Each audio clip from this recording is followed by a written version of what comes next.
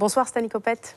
Bonsoir. On le disait, vous êtes donc acteur et réalisateur bien connu. Vous êtes venu nous parler de ce projet il y a quelques temps, c'était en mars dernier. On peut dire que les choses prennent forme avec tous ces repérages qui sont en cours. Et puis on l'a vu, ces castings déjà engagés. Qu'est-ce que vous attendez de ces personnes qu'on vient de voir ?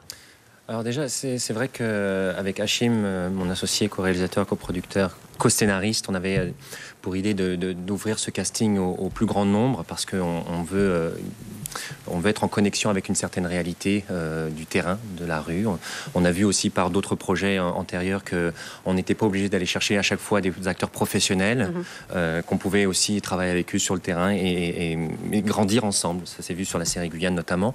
Donc voilà, c'était ça un peu l'idée. Après, qu'est-ce qu'on attend d'eux ? Ce que je disais un petit peu plus tôt dans le sujet, c'est qu'un travail d'écoute, qui soit capable de s'ajuster.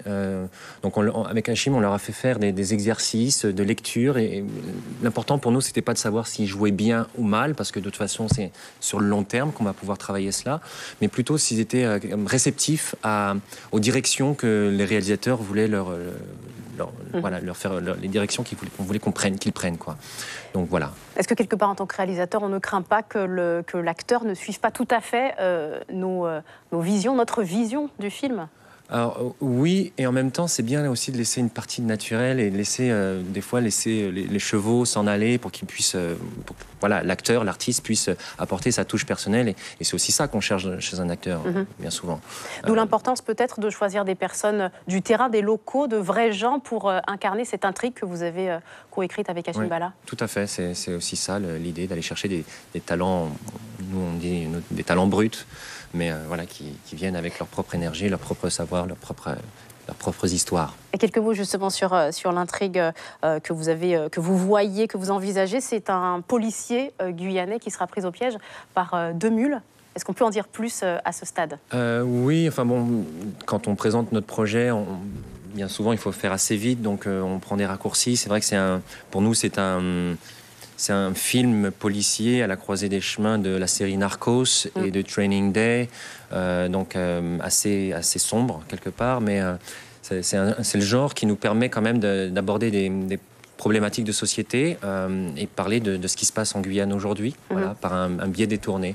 Donc effectivement, on parle des mules, on parle mais aussi des problèmes du char, de l'hôpital, problème d'éducation. Il y a tellement de thèmes en fait qui sont abordés dans ce film que c'est difficile de le résumer.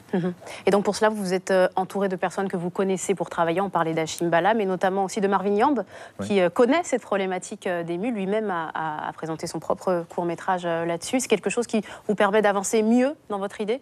Alors oui, c'est vrai qu'on s'entoure d'un maximum de personnes compétentes, avec un savoir-faire, une expérience. Et c'est vrai que Marvin, dès le début, c'était évident pour nous qu'on allait lui proposer de travailler avec nous. Il a accepté. Moi, ça fait longtemps qu'on se connaît avec Marvin et je lui ai toujours dit, écoute, le jour où tu fais ton film, parce qu'il est aussi réalisateur, il n'est pas que sur notre film, il est consultant artistique, mais il est aussi réalisateur, et je lui ai toujours dit, le prochain film que tu fais, il faut absolument que tu me trouves un rôle, parce que je suis aussi acteur finalement. Mais et là, ça s'est un peu inversé, et on est très content parce qu'il apporte vraiment son expertise et le travail qu'il a fourni. C'est un merveilleux film qu'il a fait, Le Goût du Calou. D'ailleurs, on peut dire que ça a quelque part un peu inspiré la création de ce projet Cisco. Donc ça a son sens. Un projet que nous suivrons. Merci beaucoup, Stanley Copette, d'avoir été avec nous ce soir.